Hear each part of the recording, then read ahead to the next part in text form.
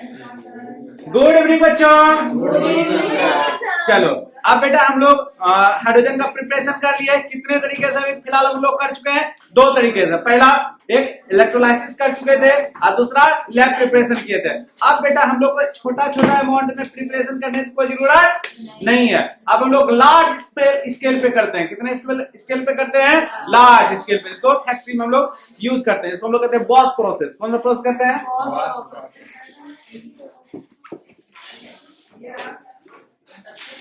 लिखो boss process में होता क्या है, हमको इसको एक बार समझ, अभी कुछ नहीं करना, लिखना उठाना है, अभी समझ लेते हैं कि होता क्या है बॉस प्रोसेस में। करना है बॉस प्रोसेस में होता क्या है। देखो बेटा, कोक आप लोग सुने? Coke it's electron of carbon. आप लोग तो कार्बन का तीन इलेक्ट्रॉन सुने होंगे, graphite, diamond and Buckminster Florence. तीन देखे होंगे। तीसरा क्या होता है? अच्छा ठीक है, तीसरा हम भी नहीं जानते हैं, वो जब पढ़ेंगे तब जानेंगे।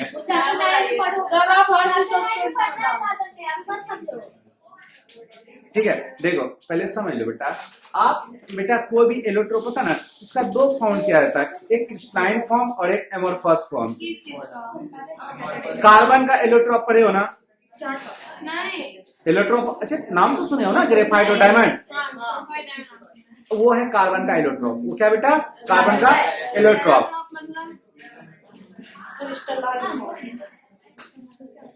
जब कोक को ठीक है, उसको बताएंगे इलेक्ट्रोप मतलब क्या होता है। ठीक है, वो चेक कर आएगा। ठीक है, जब कोक को बेटा स्टीम से रिएक्शन करवाता है, स्टीम किससे बेटा? लगभग कितने डिग्री सेल्सियस पे? 1000 डिग्री सेल्सियस पे। तो बेटा एक गैस बनता है, उसको बोलते हैं वाटर गैस। कौन सा गैस बनता है?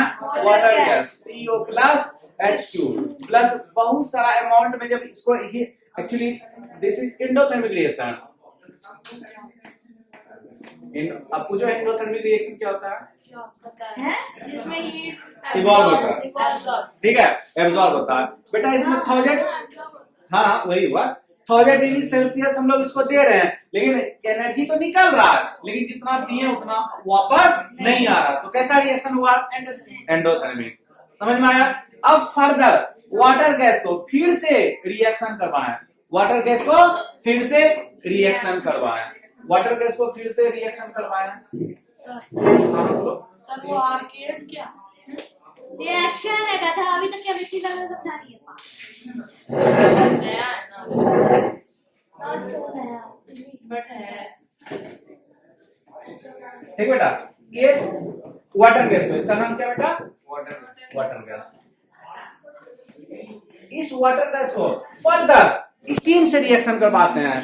ठीक है, फर्दर स्टीम से रिएक्शन करवाते हैं। किससे रिएक्शन करवाते हैं? स्टीम से। तो जब इसको स्टीम से रिएक्शन करवाते हैं तो क्या बनता है? Carbon dioxide plus H2 gas. तो यही अपने को बॉस प्रोसेस में ये लार्ज स्केल पे हमको हाइड्रोजन मिल जाता है। लेकिन कुछ मिलता है, कुछ इम्प्योरिटीज भी तो मिल रहा है ना।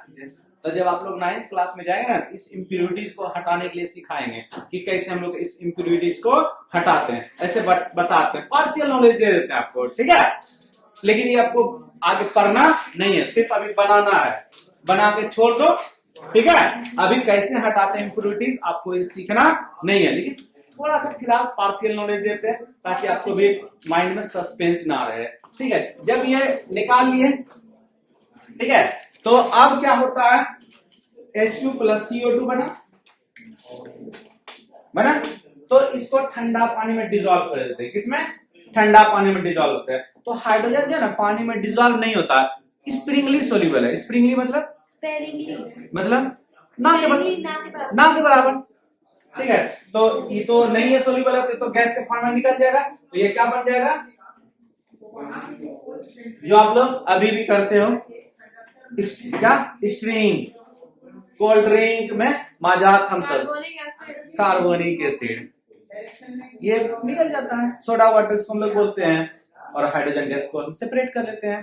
ठीक है, बस यही रिएक्शन को जिस समय बोलेंगे उतारने के लिए उतारते जाना। ठीक है, समझ में आया? अब लिखते हैं बॉस प्रोसेस। लिखो बेटा boss process. Manufacturing of hydrogen bye boss process. Manufacturing of hydrogen bye boss process.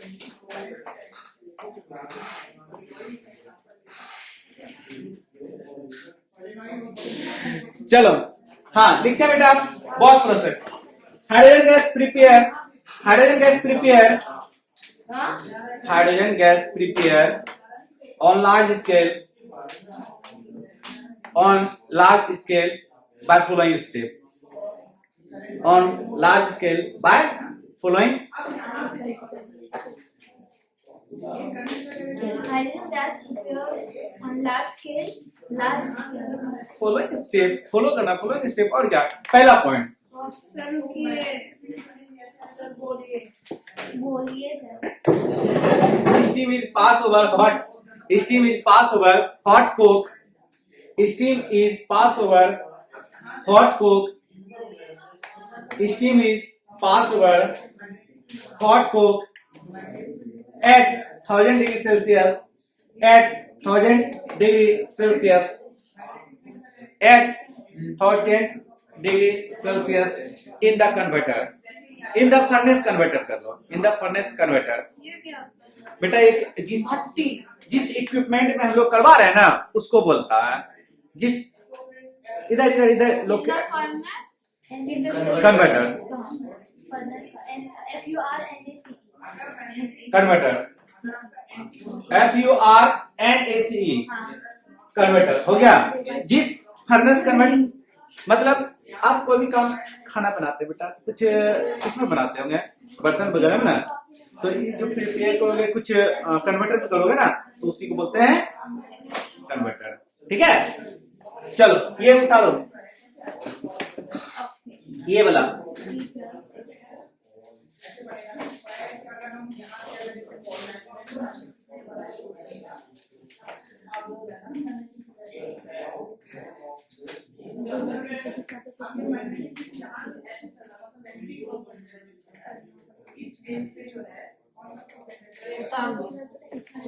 अब नीचे लिखो this reaction is endothermic in nature.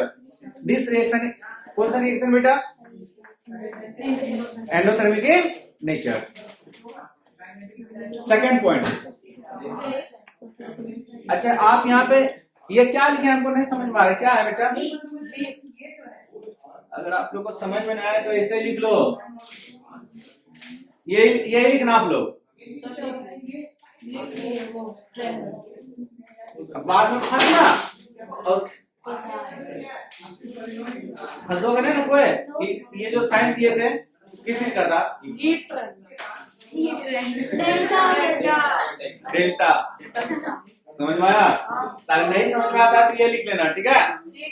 चलो आगे नेक्स्ट लिखो, उसके नीचे लिखो this reaction is endothermic in nature. Second point लिखो। ये नहीं छापा CO2 वाला, नहीं अभी सेकंड पॉइंट लिखा रहे थे ना, अभी सेकंड पॉइंट लिखा ही रहे थे ना। लिखो the gas, the water gas, second step. हाँ second step. The water gas, ये वाटर गैस जो बना है, the water gas mix with ex, the water gas mix with excess of steam, excess of steam, excess of steam, Yes. excess of steam at Passover, at Passover, at Passover in the present, at Passover, at या end, at उस पर से पास करना। at Passover in the presence of, at Passover in the presence of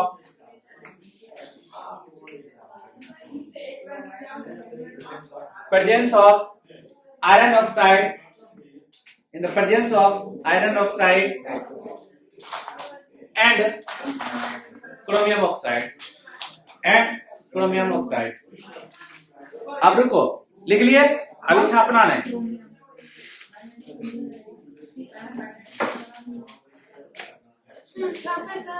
नहीं देखो, यहां देखो पहले ये आपका कैटलिस्ट की तरह बिहेव करेगा और ये आपका प्रमोटर की तरह बिहेव करेगा। कैटलिस्ट और प्रमोटर समझा चुके थे या फिर से समझाना? फिर से एक बार हम लोग समझ लेते हैं।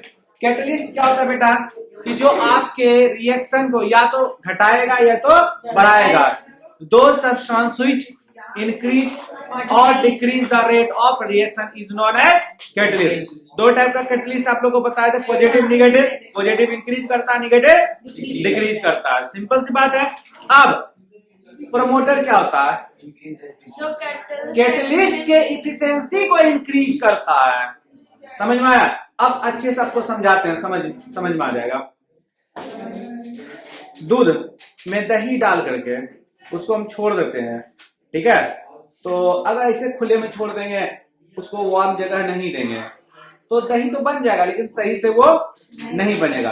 कैटलिस्ट को हम डाले उसमें, जो रेट के रिएक्शन को इंक्रीज कर रहा है, दूध से दही तो कन्वर्ट कर ही देगा, लेकिन उसको हम लोग प्रमोट करेंगे, उसमें प्रमोटर डालेंगे। क्या? उसको अच्छे से उसका फेवरेबल कंडीशन देंगे। लाइक आपका उसके अंदर जो बैक्टीरिया होता है, लैक्टोबैसिलस बैक्टीरिया, उसका फेवरेबल कंडीशन 30 से 35 डिग्री सेल्सियस उसको चाहिए। 30 से, एक्चुअली में हमको एग्जैक्ट आइडिया नहीं है, बायोलॉजी का आइडिया उतना नहीं है, तो 30 से 40 इस ड्यूरेशन में रख सकते हैं। तो उसको 30 से 40 तो कम मार रहे हो, ठीक है? तो एक्चुअली में सच बोलो तो हमको आइडिया नहीं है कि 30 से 40 होता है या 40 से 50 होता है, बट उसको फेवरेबल कंडीशन आप दे सकते हो ना। तो फेवरेबल कंडीशन में वो दही देखना अच्छे से जम के निकलेगा। आया समझ में? तो वो हुआ उसका प्रमोटर, सॉरी, हाँ प्रमोटर। समझ में आया? तो उसी तरह से प्रमोटर आपका जो रिएक्शन करता है ना, तो कैटलिस्ट तो होता ही होता है जो आपके रेट के रिएक्शन को इंक्रीज करेगा, डिक्रीज करेगा, लेकिन कैटलिस्ट को अच्छा काम करने के लिए उसमें कुछ प्रमोट कर देते हैं। कहाँ आपके कैटलिस्ट को खराब ना होने दे, वो कुछ अच्छा काम कर देता है, इट इज कॉल्ड प्रमोटर। तो यहाँ पे प्रमोटर आपका हो गया क्रोमियम ऑक्साइड, ठीक है? तो यहाँ पे लिख लेना प्राइस नीचे में, कैटलिस्ट ये है और प्रमोटर ये है, ठीक है? लिखना लिखो ना, याद रह जाएगा तो अच्छी बात है। समझ में आ गया? चलो हाँ, अब इसको रिएक्शन को लिखो।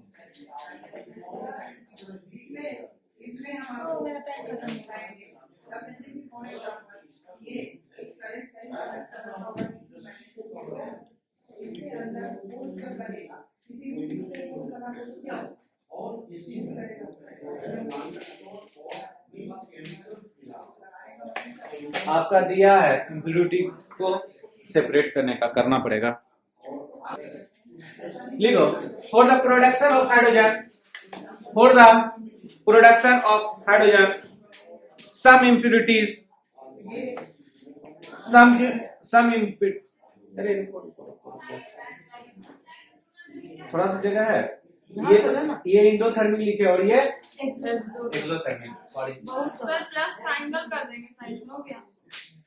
हाँ लिख लो ना, 7 अभी में क्या बोलते हो, ठीक है? कोई डाउट लिखने में? हाँ चलो आगे करो। For the production of hydrogen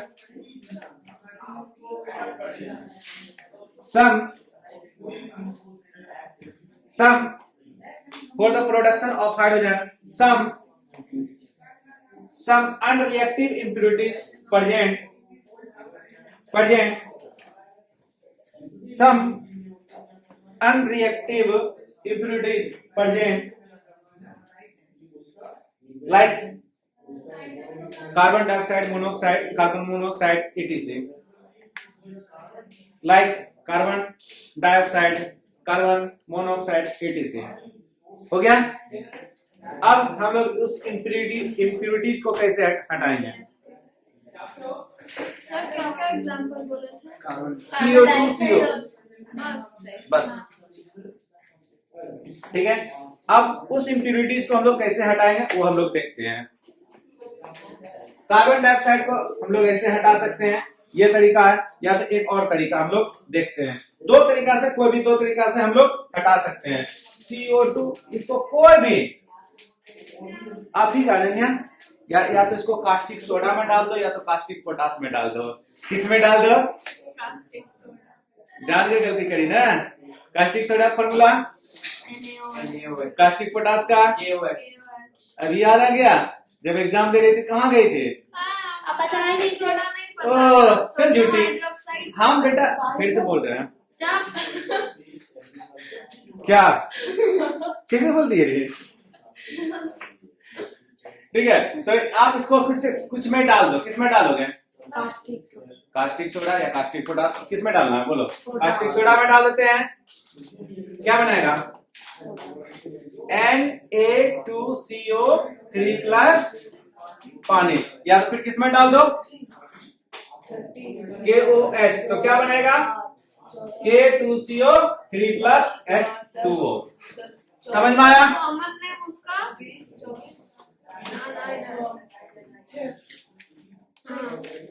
sodium carbonate.